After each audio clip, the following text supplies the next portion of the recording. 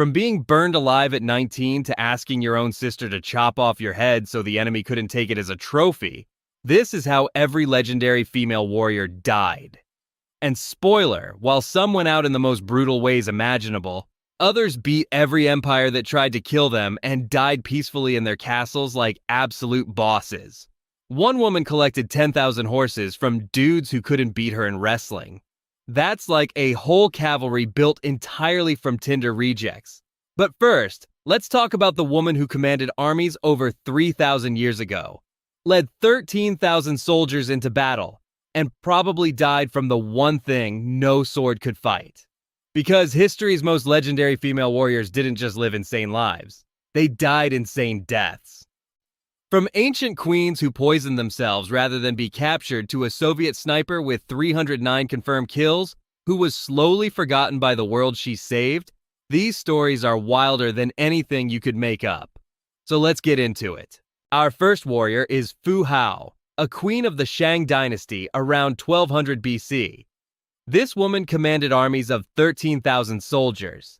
That's roughly the entire population of a small town, and she was leading them into battle over 3,000 years ago. She ran military campaigns against neighboring kingdoms and was one of the first female military leaders in recorded history. But here's the crazy part. After surviving all of that, Fu Hao likely died in childbirth. The woman who crushed armies was taken out by the one enemy she couldn't swing a sword at. When archaeologists cracked open her tomb in 1976, they found it loaded with weapons, bronze artifacts, and jade. Not exactly a knitting enthusiast's grave, but if that's ironic, wait until you hear about Artemisia I, a Greek naval commander who fought alongside Xerxes at the Battle of Salamis in 480 BC. When the Greeks were closing in on her ship, she straight up rammed one of her own allies' vessels to make it look like she was on the Greek side. It worked. Xerxes reportedly watched the whole thing and called her his best commander. Legend says she later threw herself off a cliff over unrequited love, but historians seriously doubt that one. Yeah, the woman who outsmarted two navies at once didn't die over a crush. Just saying. Now, the Trung Sisters take defiance to a whole other level. Around 43 AD, these two Vietnamese sisters got so fed up with Chinese Han Dynasty occupation that they raised an army and liberated 65 cities. 65.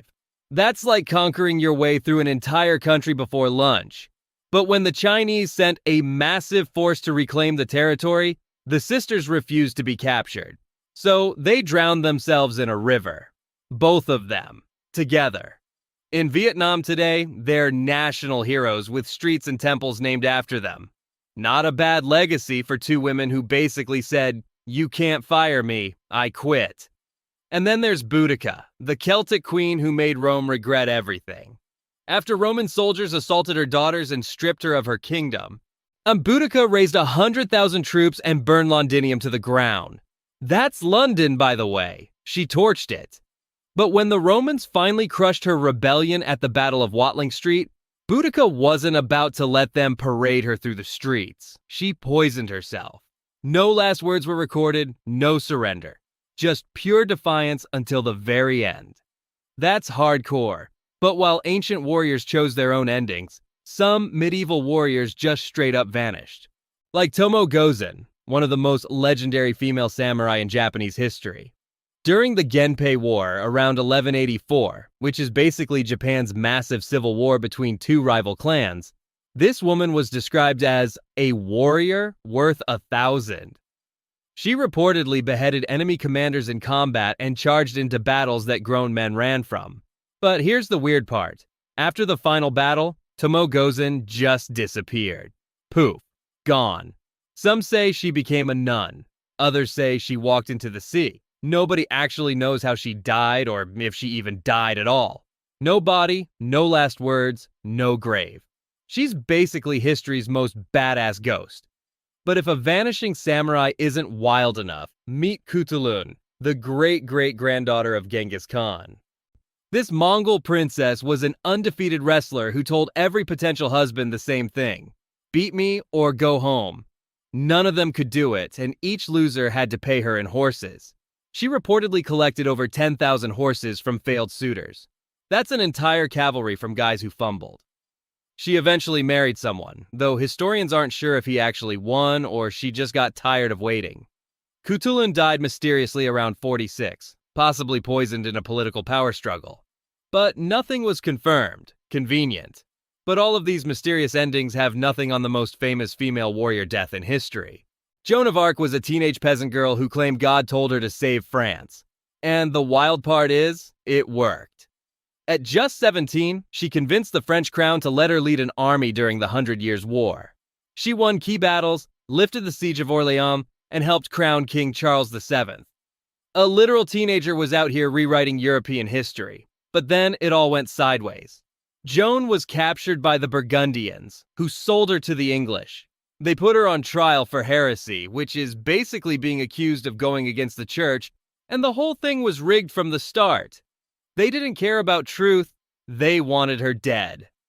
In 1431, at 19 years old, Joan of Arc was burned at the stake. Reportedly, as the flames rose, she cried out, "Jesus!" 6 times. She was 19. Dang. But here's the kicker. 25 years later, the Catholic Church retried her case, looked at all the evidence, and declared her completely innocent. Then, centuries after that, they made her a saint. A whole saint. Little late, guys. Maybe don't burn someone alive first and then give them the award. Just a thought. But not every legendary warrior went out in flames. Some retired and lived like absolute bosses. Like Grace O'Malley, the Irish pirate queen who controlled the entire western coast of Ireland for decades.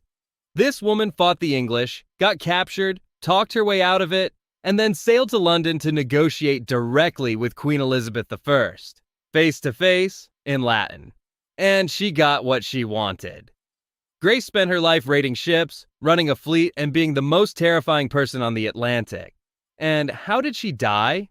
Peacefully, in her castle, around age 73. No dramatic last words, no final battle. She just won at life and called it a day. Honestly, legend. And she wasn't the only one who beat the system. Queen Nzinga of Ndongo and Matamba, which is modern-day Angola, fought Portuguese colonizers for over 30 years.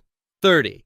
She used guerrilla warfare, which is basically hit-and-run tactics instead of big open battles, built alliances with rival kingdoms, and even converted to Christianity as a power move. The Portuguese threw everything they had at her, and she just kept going. Nzinga died peacefully at around 82, making her one of the only warriors on this entire list to die of plain old age. When every empire in your time period wants you dead and you still make it to 82, that's winning. But not everyone was so lucky, because the next warriors went out in the most brutal ways imaginable. Rani Lakshmibai was the queen of Jhansi in India.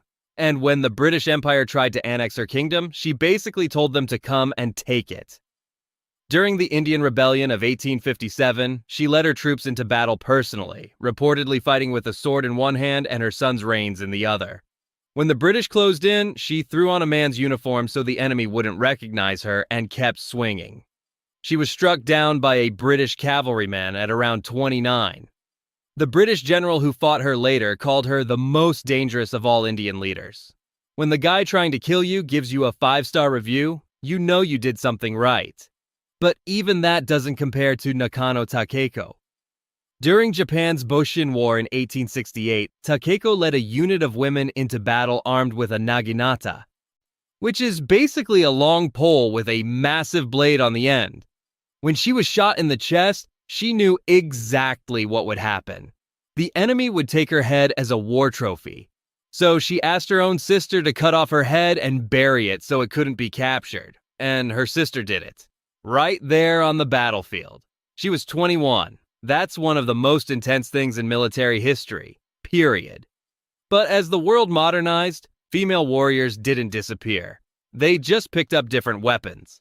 Like Lyudmila Pavlichenko, a Soviet sniper in World War II with 309 confirmed kills, including 36 enemy snipers. 309. That's like one person doing the work of an entire battalion with a single rifle. She became a propaganda hero, toured the United States, and even befriended Eleanor Roosevelt. Yeah, the First Lady and the deadliest woman alive just casually hanging out. No big deal. But after the war, things went south fast. Pavlichenko suffered from PTSD and alcoholism, and the woman who survived over 2 years of frontline combat died quietly of a stroke at 58. No hero's farewell, no dramatic last words. Just a sad, quiet ending for someone the world kind of forgot about. Man, that's rough. And she wasn't alone. And the Night Witches were an all-female Soviet bomber squadron who flew over 30,000 missions during the war. 30,000. They used rickety wooden biplanes, flew at night with no parachutes, and the Germans were so scared of them, they gave them that creepy nickname. But after the war, many were never officially recognized. Several died in poverty. Surviving actual night combat missions and then getting forgotten is like winning the Super Bowl and having nobody remember your name. That might be the worst way to go. But that brings us to the big picture. These women spanned over 3,000 years of history, fought on every continent, and terrified every empire that came at them. And the ways they died couldn't be more different. Some were killed in battle, some chose death over capture. One was executed by the people she saved, and a few beat every odd and died peacefully in their own homes. The youngest was Joan of Arc at 19. The oldest was Queen Nzinga at 82. One vanished without a trace and nobody ever found the body. One asked her own sister to behead her on a battlefield. And don't even get me started on the one who collected 10,000 horses from failed wrestling opponents. Remarkably, Rani Lakshmibai and Nakano Takeko fought their last battles just 10 years apart on opposite sides of the world, both against empires trying to crush their way of life. That's either a wild coincidence or proof that warrior queens are a universal constant. And here's the craziest stat of all. Most of these women were only rediscovered by historians centuries after they died. The deadliest female sniper in history was basically unknown outside of Russia for decades.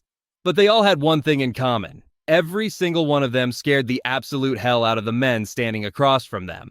And if you think these warriors were intense, wait until you hear about the women who built entire empires from scratch. But I guess we'll save that for another time.